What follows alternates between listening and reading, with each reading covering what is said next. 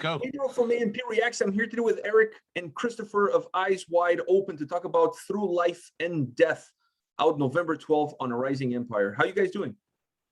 We're doing great, actually. We've been rehearsing today, and just excited to release the album and play the release show. Definitely. So let's start with the title of the record, Through Life and Death. Is this album a little bit of your experience of moving through life and death? I think it's like my perspective of what we go through in life and death of, family members, friends, and all that. Like all these tough experiences that molds a man, Was that the idea that you guys had from the get-go, or did the album kind of took you in that path, even though that's perhaps not the path that you had designed for it? Actually, we went into the recording with a blank slate, like lyric and theme wise. It just happened along the way, and it felt like natural. It kind of grew on us. Yeah. Is that your normal process to go in a little bit just with an open mind and just wait for those riffs to pour in? Yeah, basically we do start out with a riff or a guitar melody. That's like the foundation of our songs, I guess. Yeah. And it can be either one of us, like doing the first kind of riff and present it to the other in the studio, and we just go from there, I guess. Once the vision starts to become clear, once you guys are all together and those riffs are starting to come in and you start to see a pattern develop, either in terms of the lyrical content or the direction that you want to take this album in, what became perhaps the most challenging aspect as you start to see this album gain shape? I think like we're recording and mixing and mastering everything ourselves. So you get really picky, and some parts you can't really let go. And I think it took us like 6 months, right? Yeah. To record it. And also like the mixing part, Kristofer does all by himself, but that is a mentally challenging game. You kind of do it, and then you hate the album for a few weeks, and then it's starting to get back to you. Like every time that has happened. So, do you guys look for outside help in terms of trying to define that process? Because sometimes, like you said, it becomes a little bit harder to see the forest from the trees because you start to hate the record, even though there's nothing there to really hate on. Do you sometimes bring in a friend and is like, listen to this, like, what do you think? Like, are we on the right path, or you keep everything in-house? I think we try to keep it in-house until pretty much the mixing part, right? Yeah. And then we have a few people that we always send the songs to and like to see. They also usually help us to choose the singles and so on. So yeah, just to see their reactions to the songs. And it's good for us to have like this measuring stock, to go by. So yeah, some friends and families and stuff. How much do you guys get on each other's nerves when you're going through that process and you start to hit the record? Well, I think we've gotten better though, right? Yeah, it's been easier than it was when we started out. Like we've been doing this together now for 10 years, and I think since 2016 when I started to sing, things has gone from like a clearer way every time. So it isn't that much going on each other's nerves. Maybe when you say that I sing like a crow sometimes, but that happens. So. I have to do a bunch of takes. Does he give you tips on the vocals, and do you give him tips on the solos? Yeah, all the time. That's actually true. Yeah, exactly what you said. It's like Kristofer can play, like, for me it seems like anything, But yeah, when it comes to solos, I get really picky. Yeah. So yeah, I'm in there like choosing melodies and like, you should play like this. Yeah, and usually it's like I do it, and then you're like, no, do so yeah, we have to like really help each other Yeah, out, both lyrically, vocally, and like everything. Do you ever say to him, you know, here's the guitar. If you think you're so good, you do it yourself. Might have had the thought sometimes. Just as you had the thought about the vocals for me. Yeah. So yeah, here's the mic. You do it. Yeah. And we walk a thin line, you know. But you know what? That's what makes records so interesting, is that all of that chemistry that you guys bring to the table and everything that you put together allows each record to kind of have a life of its own. So when you look at all these 4 records that you guys have done, what do you see as the biggest evolution that the band has taken from the debut album all the way to today? I think like the biggest evolution happened last album, right? Yeah. Or maybe the album before, when Erik became the singer in the band. But it kind of felt like on the Upside Down that was the album that kind of stated how Eyes Wide Open should sound. And we kind of feel that on this album we have just like took that and make it a little bit better instead of changing too much, you know. Just reading some. I think like like Upside Down was a kind of a cornerstone for us. It helped us grow a lot as a band, and I think the previous albums we had like more studio time at another studio, and it was a time limit, you know.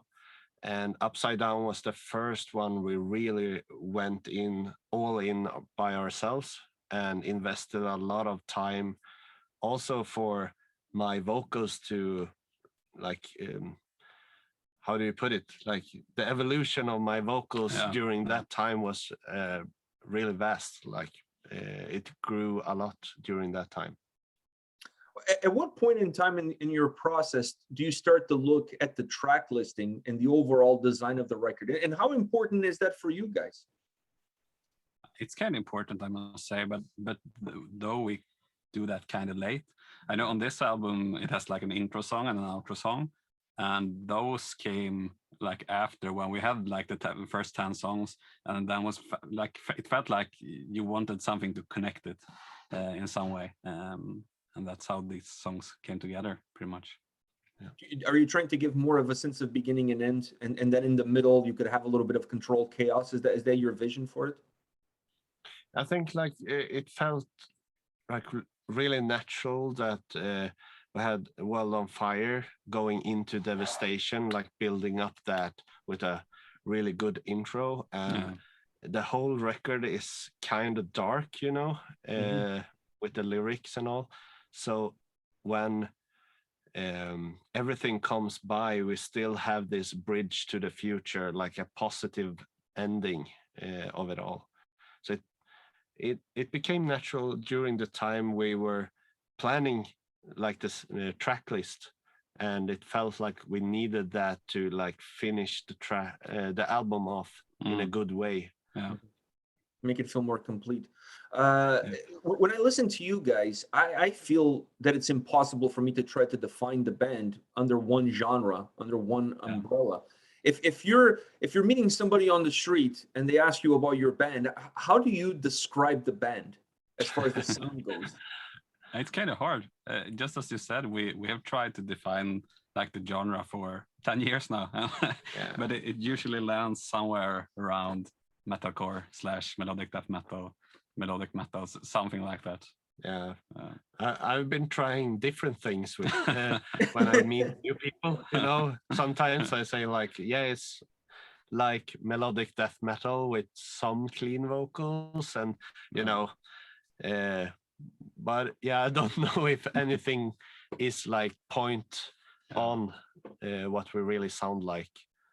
Is that a strength for you guys, not having one genre that dictates the music that you create? Because this way you can pretty much make whatever you want to make, and it's always going to be eyes wide open. Yeah, I think we bridge a lot of genres. You know, we could play with a lot of different bands. It's not all like death metal or all metalcore. We can bridge that gap a little bit and play with either of those bands, and it wouldn't be strange to see uh, us together with any band in that metal genre. You know.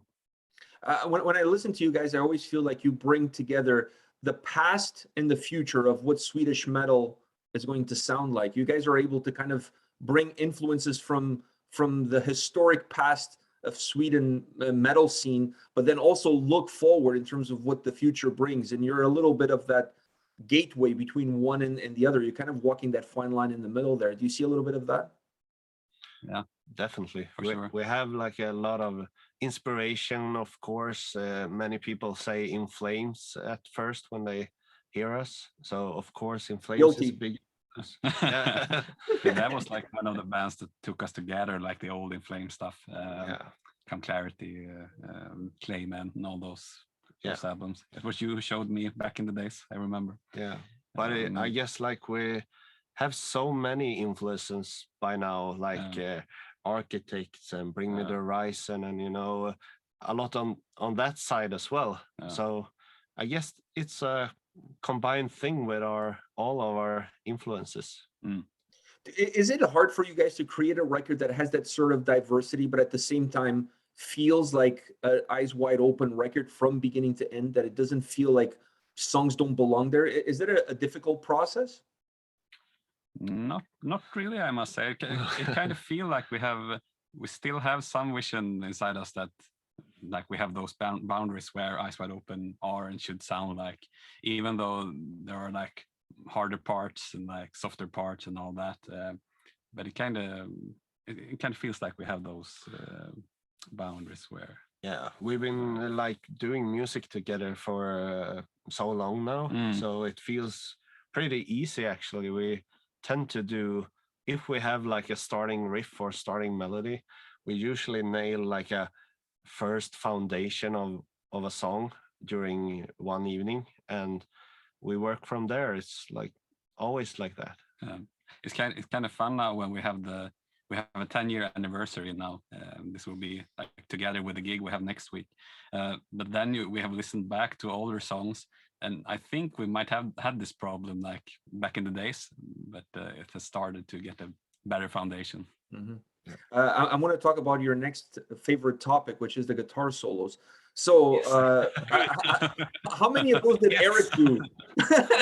How many of those was Erik? I guess I don't play any of those. I couldn't. But I've been like, I think I'm in every solo and like so doing a lot of like writing the solo, and I think it's a 50-50 thing. Yeah. Usually we do at least we get the foundation for the solo when we write the song. Try to get like the important melodies. You know, there's always melodies inside the solos and then some shredding to connect them. I know. I honestly think it's one of the bright spots. I mean, there's a lot of bright spots on this record, but this is definitely one of the bright spots is the solos, because you know, I'm a fan of guitar solos on songs. I don't think that every song needs a solo, but sometimes they do need a solo. And when they need a solo, the solo needs to add value to what the song is, not just like freaking shredding there. And it feels almost like empty calories. You know what I mean? Like you want something more. This record, every solo adds value to the song itself. It's not just an add-on. It's not just like a nice thing to have. Like you guys actually created solos that made the songs feel complete. When you look back, how proud of that work are you? Now I'm really proud now. Well, I think that is the thought process I have with every solo. It should be really like giving something to the song, not just be shredding around and doing stupid licks all over. That is like my go-to thing. Like it should add some value to it, and I'm really like satisfied how the album turned out and every songs both with solos and not solos. I think we gave it a good mix of solos. I think end of day the best one. Yeah, it kind of just kicks off after the soft part. So. Yeah, I agree with you. Now I have to ask Erik about his vocals. So how much of Kristofer's input did it go into the vocals on this record? A lot. Yeah, we do everything together actually. So like he's the main engineer, I guess, sound engineer. So he has a lot of input on everything on the record. And if I like a take and he think it's bad, it's gone. So it's in the garbage before he gets to say something about it. It's not a democracy; it's a dictatorship. Yeah. And it works. It definitely does, and it happens in this room. How do you guys balance the vocals with the cleans and the harsh? Do you have a game plan when you're putting the song together where you say, okay, this is what I'm going to do here, this is what I'm going to do there, or do you allow yourself some more freedom and it's more organic once you start to allow the lyrics also to come into the picture? Yeah, I think that is a organic thing, you know. I usually tend to listen to the song when we have done the foundation, like instrumentals, and then I just start shouting cool words that I think fits and try to get a flow and feeling, and then I just take that and take it to the studio, and we start putting everything together. And what does this song feel like? Is it a theme of death, or is it a theme of bad mental health, or really getting into the feeling of the songs before I write the lyrics for it. That actually takes me to the next question, which is the lyrics. Do you work on the lyrics specifically for the record that you're working on, or do you have a little bit of a vault, maybe a black book where you keep some lyrics that you write every so often, and then sometimes you bring them out when it's time to put a record together? Yeah, sometimes I have a black book, if you say, a notebook that I write down some things or quotes that I like, or especially I'm a gamer, you know, and played a lot of PlayStation games like Death Stranding, and that song really took us to do the lyrics for End of Days. So that it's a puzzle, you know, but I have these lines that I use. But I don't come with complete lyrics. It's a thing that I build to the song, not here's the lyrics, build a song from around there. It. Yeah, build a song around it. How much of those lyrics on this record do you feel, or which song on this record has the lyrics that hit you a little bit more personally? I think that is Where Death Meets Paradise. Definitely. That was actually from the beginning me walking into a really dark zone. I think thinking about my parents and grandparents, if they would die, and how I would feel about that, and really getting into this dark thought that this has happened, you know. So when I wrote that, I actually broke down in tears, and we did the vocal parts and everything really get together, and then we got the news of one of our friends and first fans of the band actually died. So that song really hit like a brick to the face, you know, when we heard that. And the family reached out to us, and we thought we'd have to do something for them. So we actually sent them this song, and they played it on the funeral, and it was really crazy. That still gets me, you know. And I can't believe he's gone. That is a deep connection with the track. That track is gonna stay with you guys forever, not just on this record, but forever. It has those deep roots. A song that's gonna stay with me forever is Wildfire. I love this track. I just Cool. I just freaking love it. What was the thought process behind it? How did this song came to life? This was like the hardest song on the album, right? Yeah. We changed that all the way until the last mix, even like the arrangement. We switched around, and I think we landed in this version pretty late.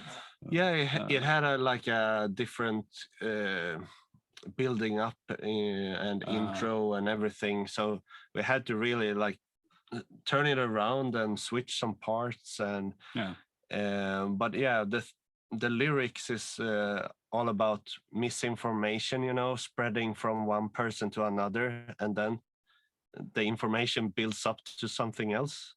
Mm-hmm. And it's so easy when you trust someone. If Kristofer here says a truth to me that could be a false truth, you know, then I believe it because I know this guy. And more solos, that's what I say. Yeah. Yeah. That was perfect. That was perfect. And, you know, if the music career doesn't work out, comedy. You should. Yeah. Yes. You're the first that has said that to me. So. Yeah. Or maybe both. Maybe a little bit of both. You never know. Guitar solos and comedy. Incorporate some guitar playing at your comedy show, and there you go. You know, both worlds coming together. 2 fart jokes and a face melting solo, and then 2. Exactly. So have you seen the fart pedal? Oh yeah, Ola Englund tried it. Yeah. Have you seen it? Maybe we need to incorporate that on the next record. Yeah, I should probably do that. Sounds Maybe make great. it part of the outro. Don't put it in the intro. Just put it as the outro. Yeah. Would be a really interesting intro, though. Yeah. I wonder how many but would stay for the next track. You may lose some fans if it's the intro. If it's the outro, by then they're already at the end of the record, so that's okay, you know. It's You're a little right. bit easier to digest, if you will. True. So this version, I want to go back to this version of Wildfire. So this was not the first.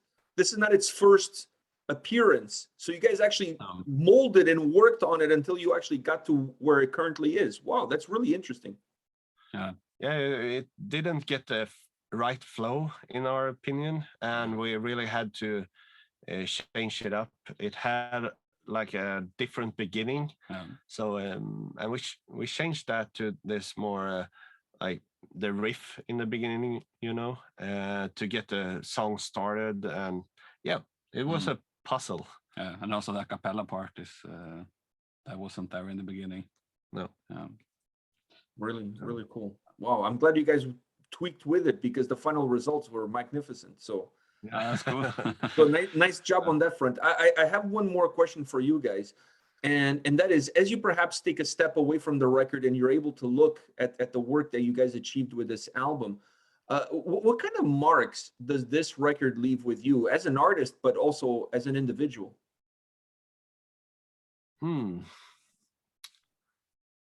Well, that's a tough one. I think this is the best record we've done thus far. And I think this was a bit special. We really dove into lyrics and stuff to really get this, like, you know, get inside or under the skin of each other, because we do lyrics together as well.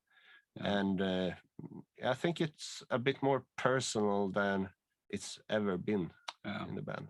And it really felt like a lot of stuff happened both to us personal and also in the world during that time. This was, you know, I think we did the vocals in March 2020, just when Corona came and all that, and a lot changed. And yeah, I think that also came into the music and the lyrics in some way. Yeah, it's impossible for you guys not to be affected by the world that surrounds you in a positive or negative way. It's impossible. Well, guys, thank you very much for your time today, man. This was an absolute pleasure to chat with the two of you. Eyes Wide Open, Through Life and Death, out November 12 on A Rising Empire. Go support these great Swedes and pick up the record. Magnificent job, guys. Thank you very much. Nice to chat.